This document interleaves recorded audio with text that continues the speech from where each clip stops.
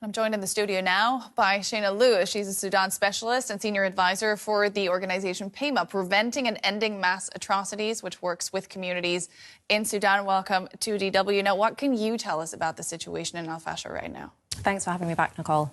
I mean, the situation in Sudan, particularly in Al Fasher, is dire.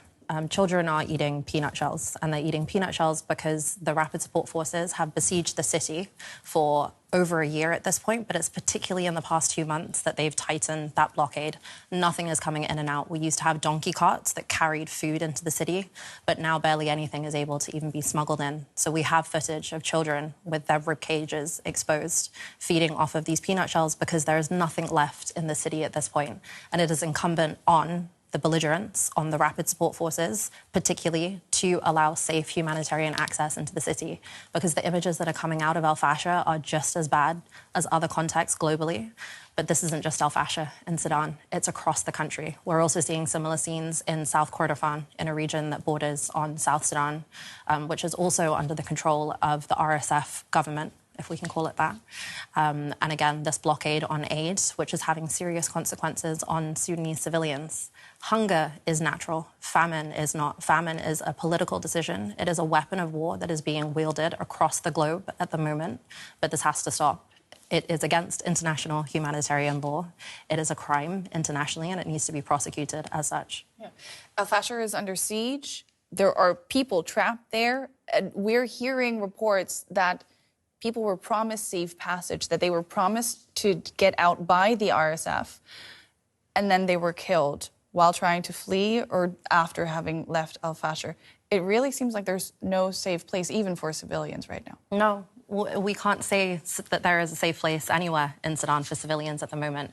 And when we think about the genocidal campaign that the RSF has been waging over these 2 years of war, it makes a lot of sense that they're blocking the safe passage of civilians.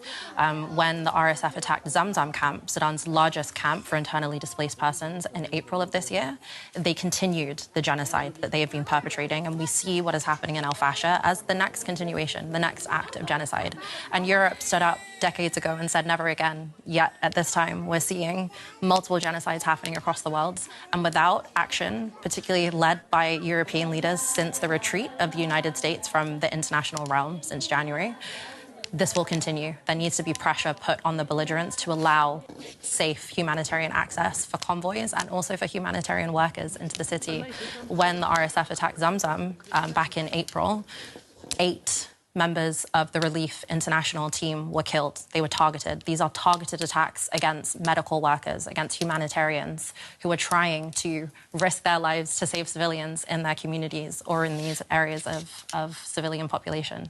And everyone is being targeted. It has to stop now. We have been focusing on Al Fasher because that is where most of the atrocities were happening. That siege, you know, what little reporting there has been on the situation was focused on Al Fasher. But now we're hearing that there is also intense fighting in Kordofan. What can you tell us about that? Yeah, that's the area I was just mentioning. Yeah. The locus of the fighting now is actually in the Kordofans, not just in South Kordofan, but also in the north. The RSF, the Rapid Support Forces and Sudanese Armed Forces are focusing on this area now that the Sudanese Armed Forces have recaptured the capital. Things have shifted towards the west. But part of the difficulty in telling this story is the information blackout that we're all trying to operate under. The internet has been weaponized in Sudan. Only last Friday, I believe, the Sudanese Armed Forces government switched off WhatsApp, which doesn't sound like much to you and I, but that is the main form of communication for most civilians in the country, not only for communicating internally, but for also accessing the outside world. So, I really sympathize with the media at the moment in trying to tell the story of what's happening in Darfur and across Sudan, because it's so hard to get the information out. So we also need the international community to step up and push diplomatically for the lifting of this telecoms blackout. We have to have the internet turned back on across Sudan. Yeah. This is right now the world's largest displacement and hunger crisis. What is happening in terms of diplomacy to end civilian suffering in Sudan?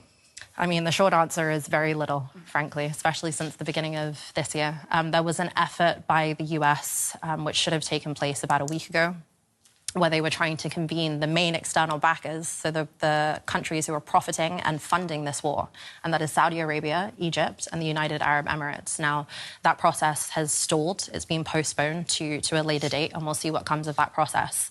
But frankly, there isn't enough international effort to push for a ceasefire in Sudan. We love, the African Union loves to say African solutions to African problems, but frankly, the African Union has been completely absent on Sudan since the beginning of this year, at least. So there needs to be a concerted international push at the moment to get the belligerents to come to the negotiating table. The Rapid Support Forces and Sudanese Armed Forces are very explicit at the moment that they will not come to the negotiating table, and that is not a negotiation position. So we need much more pressure by the external backers. Shayna Lewis, thank you so much. Thank you. And a